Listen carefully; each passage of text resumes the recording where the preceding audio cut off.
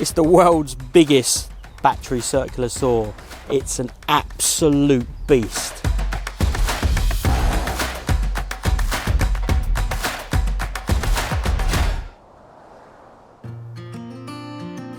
Let's be honest, we all know that little saws like this can struggle with deep cuts, especially if the timber's wet. And you often have to flip the timbers, you get a little nib, but with this beast, we should be able to do it in one pass. This is for a seasoned professional. You're going to be cutting large beams, structural beams, glue lamp or engineered beams, something massive. The size of this thing.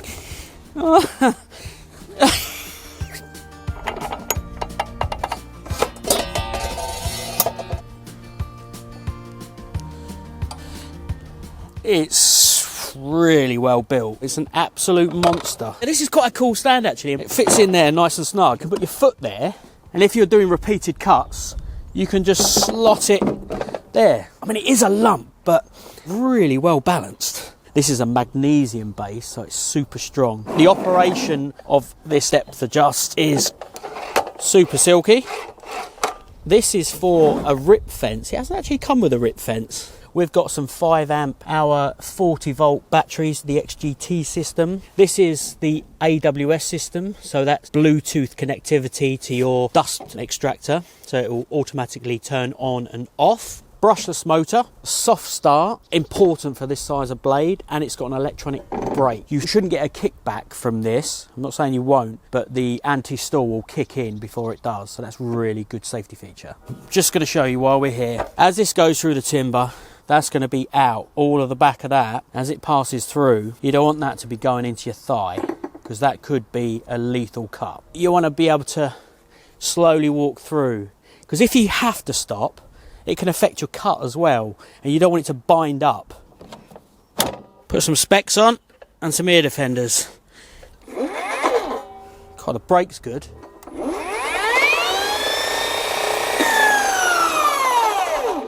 Let's go for it. Ooh.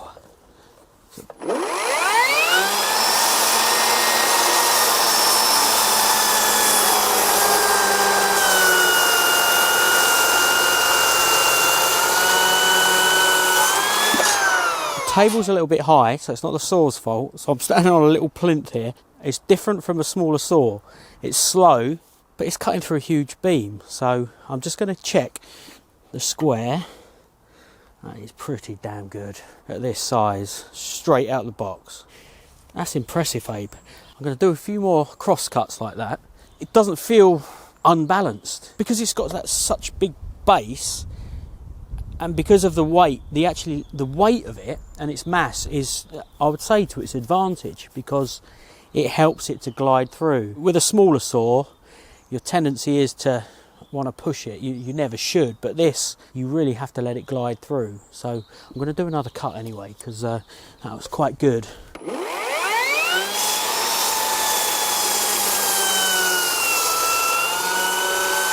That time, Abe, I was 100% confident. It was quicker.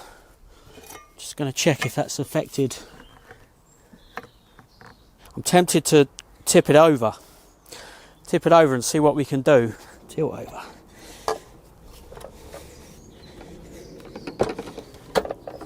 Right, there we are. Lock that out there.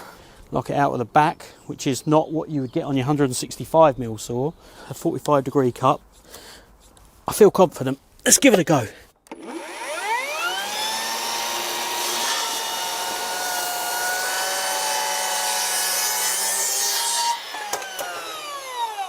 Look at the depth of that 45. It's incredible. Let's see if it'll do a rip. Now I've got a lovely view. Let's give it a go now. Yeah, this is better already.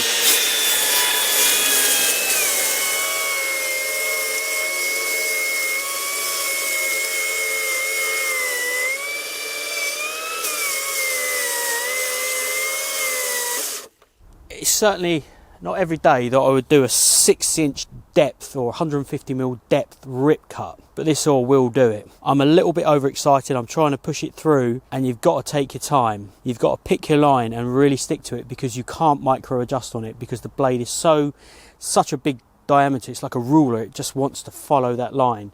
I mean, it's flipping brilliant. It really is. to be able to cut that and do a rip cut.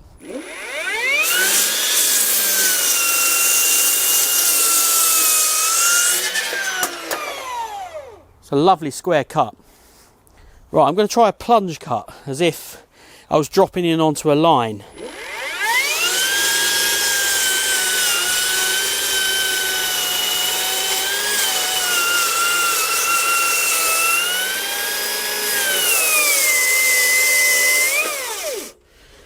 Yeah, certainly achievable. I run out a bit. It's a bit of a workout.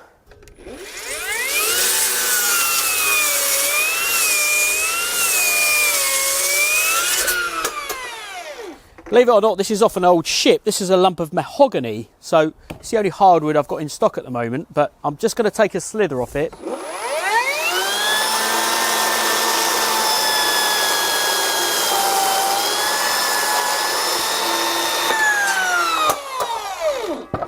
Well, look at that cut.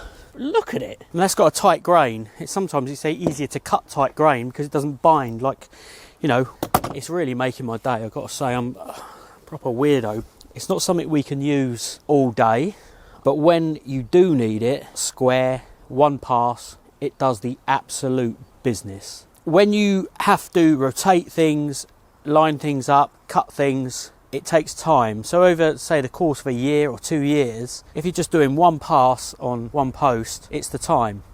Now I've made quite a mess with sawdust. So this is a good point to introduce Makita's M-class dust extractor. It runs on the same battery system. It's designed primarily for job sites because it's completely portable. It takes two 40 volt XGT batteries, so it's 80 volts. So it's comparable to a 240 plug-in machine. So it's got some real power to it. So the hose connectors are standard over the Makita range. They push in, and if you're using an AWS enabled tool, you've got the auto start mechanism. So when you pull the trigger, it automatically fires up this. So it's ideal because it uses less battery power. If you're cutting any sheet goods like MDF, plywood or OSB, this is the tool you need. It's exactly what it's been designed for. It means you're not getting plumes of dust everywhere. You can see the blade because it's all being sucked away, so it's really good. On full power mode, I mean, it is seriously powerful, but you can dial it back using this. So if you're cutting like cleaner materials, basically you'll save on battery life, which is going to be important. In my opinion, this is designed for short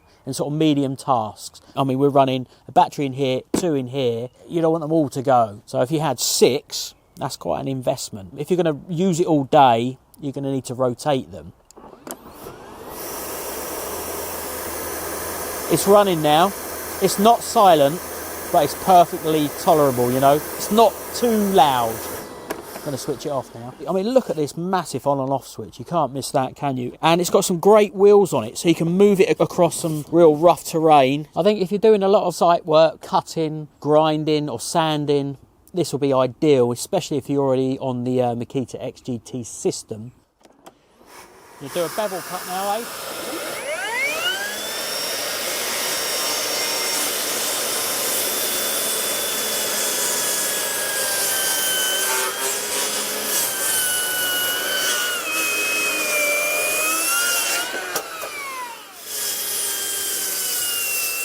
You've really got to be down. I've found it best working off the floor.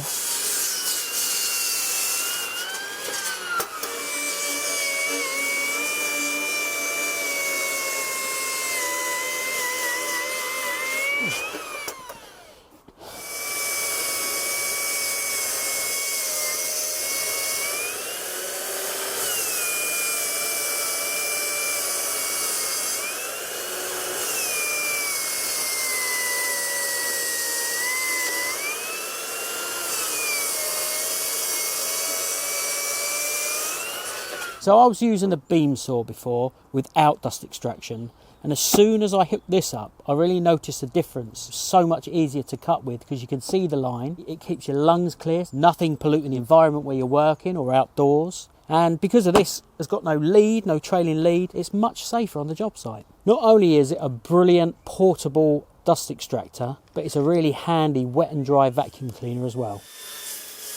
It is big. I've got to say, it doesn't feel clumsy. It's very deliberate. I know I'm short. I'm only 5'7".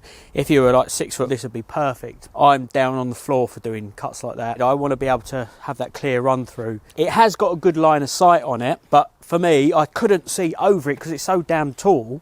I was struggling to see where I was running, but on the floor, beautiful. This will come out for special jobs. We've done a lot of cross cuts, which this just eats up. I didn't feel threatened by it. When I was cutting, after 10 minutes, I was comfortable and confident with it, and being able to do those rip cuts at such a depth was a real game changer. If you're a seasoned professional, a chippy that finds himself having to flip the timber over constantly and sick and tired of it, and if you're on the XGT system and you needed to do those deep rip cuts and deep cross cuts, it's incredible. You'll have to let me know in the comments what other tools you'd like us to review. Makes this look like a toy, doesn't it? Look at it. The whole saw fits inside there. Seriously monster bit of equipment. To find out more about these Makita tools, follow the links in the description.